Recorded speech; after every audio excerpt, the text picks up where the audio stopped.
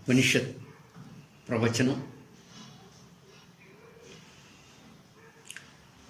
ఈశావాస్యం ఇదం సర్వం యత్కించ జగత్యాం జగత్ తేన త్యక్తేన భుంజీదాః మాగృత కస్య స్విత్ ధనం. అంటే జగత్యాం ఈ భూమి యందు ఏదైనా, అంటే జగత్ అంటే ఏదైతే నాశనమైపోవచ్చును ఉన్నదో, ఈ భూమి యందు ఏదైతే ఏ జగత్ అయితే నాశనమైపోవచ్చు ఉన్నదో అట్టి ఈ అంతయు కూడా విశ్వ చైతన్య నీతి అయినటువంటి ఈశ్వరుని చేత వ్యాపింపబడి ఉన్నది.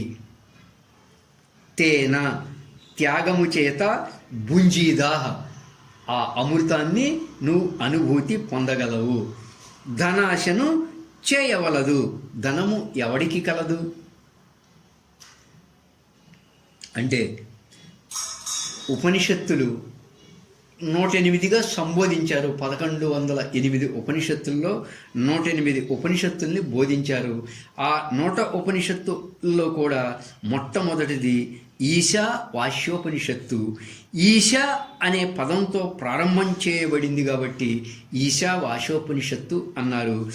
ఈశ అంటే సర్వేశ్వరుడు, పరమేశ్వరుడు, అంటే శుద్ధ బ్రహ్మము, అంటే పరం బ్రహ్మము, అంటే విశ్వ చైతన్యము, అంటే సమస్త విశ్వాన్ని శాసించేవాడు అని అర్థం. అంటే ఏమంటున్నారు? కర్మ సన్యాస యోగం 29వ శ్లోకంలో భోక్తారం యజ్ఞ తపసాం సర్వలోక మహేశ్వరం అన్నారు. అంటే ఓ అర్జున, సమస్త లోకాలకు నియామకుడు, భగవదాజ్ఞతోనే విశ్వమంతా పరిభ్రమిస్తూ ఉంది, సమస్త జీవులకు ఆధారము, ఆయన యొక్క ఆజ్ఞ ప్రకారమే ఈ విశ్వమంతా కూడా నడుస్తూ ఉంది. అంటే ఇదం ఈశావాస్యం ఇదం సర్వం. ఇదం అంటే మన కళ్ళ ముందున్న వస్తువు గురించి చెప్పినప్పుడు ఇదం అనే పదం వాడతారు. ఈ దేహం అన్నప్పుడు ఇదం అని వాడతారు. ఆ దేహం అన్నప్పుడు అది అని వాడతారు.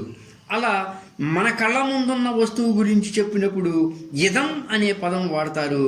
అంటే ఈ అంటే ఇది. మన ఇంద్రియాలకు విషయమై గోచరించేటువంటి విశ్వం అని అర్థం.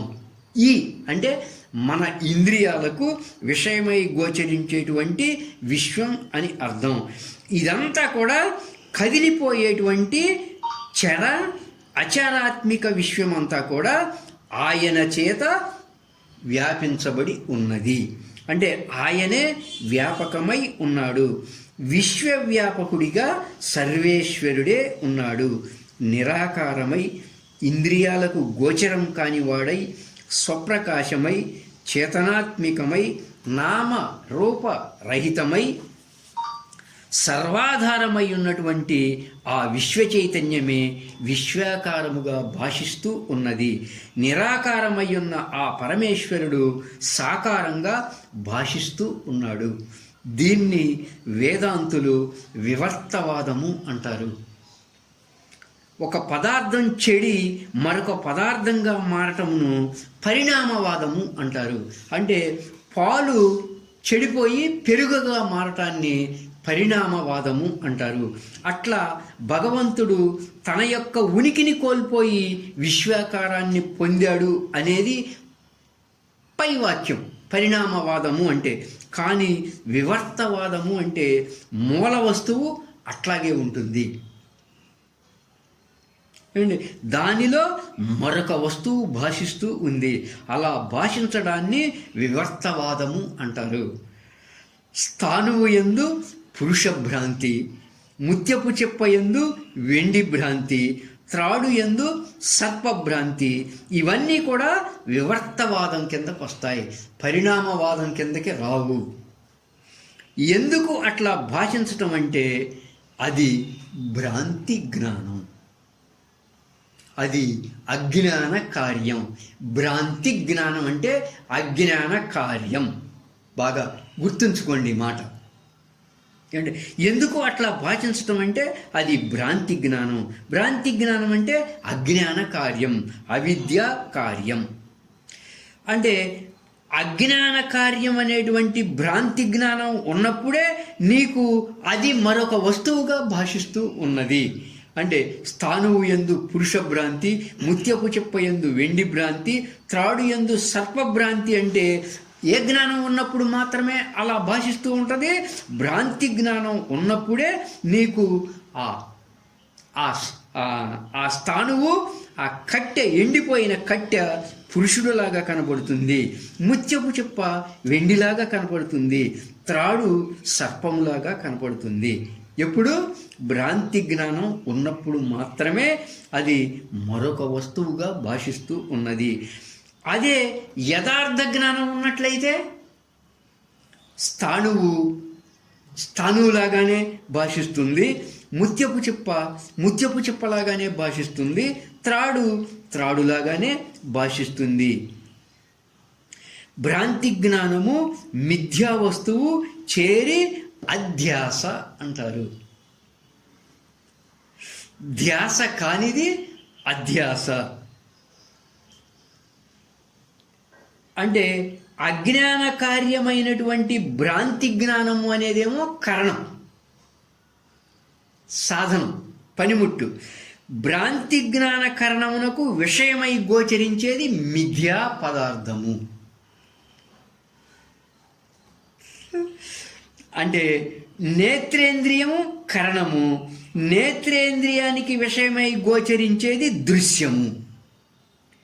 అలాగే శ్రోత్రేంద్రియం కరణము, శ్రోత్రేంద్రియానికి విషయమై గోచరించే శబ్దము ఉంటుంది. అలాగే జిహ్వేంద్రియం కరణము, జిహ్వేంద్రియానికి విషయమై గోచరించే రుచి అంటే జ్ఞానము. అంటే కరణము లేకుండా విషయం గోచరించే అవకాశము లేదు. నేత్రము లేకుండా దృశ్యం గోచరించే అవకాశం లేదు. చెవి లేకుండా శబ్దం గోచరించే అవకాశం లేదు. నాలుక లేకుండా రుచి గోచరించే అవకాశం లేదు. అట్లా భ్రాంతి జ్ఞాన కరణం అనేటువంటి కరణం లేకుండా మిథ్యా పదార్థము గోచరించదు. భ్రాంతి జ్ఞానం అంటే అజ్ఞాన కార్యం. అంటే కాబట్టి మిథ్యా పదార్థానికి భ్రాంతి జ్ఞానం కారణం. మిథ్యా పదార్థం నీకు కనపడింది అంటే దానికి మూలం ఏంటి? భ్రాంతి జ్ఞానం సాధనమై ఉన్నది. ఏమంటే మిథ్యా పదార్థము అంటే ఏంటి అనే విషయం వచ్చినప్పుడు ఎప్పటికీ ఉన్న వస్తువునేమో సద్వస్తువు అంటాం, ఎప్పటికీ లేని వస్తువునేమో అసత్ వస్తువు అంటాం. సత్ అంటే ఉండటం, ఉండడానికి లేమి ఉండదు. అది కాలం చేత కానీ, దేశము చేత కానీ, వస్తువు చేత కానీ, అవస్థ చేత కానీ బాధింపబడదు.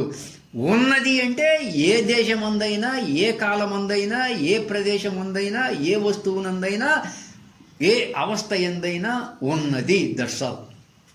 ఉన్నది అంటే ఏమండి, అంటే ఒక దేశంలో ఉండి మరొక దేశంలో లేకపోయినా అది సద్వస్తువు కాదు. ఒక ప్రదేశంలో ఉండి మరొక ప్రదేశంలో లేకపోయినా అది సద్వస్తువు కాదు. ఒక అవస్థలో ఉండి ఇంకో అవస్థలో లేకపోయినా అది సద్వస్తువు కాదు. అంటే ఒక దేశంలో ఉండి మరొక దేశంలో లేకపోతే మిథ్యా పదార్థం కిందకు వస్తుంది.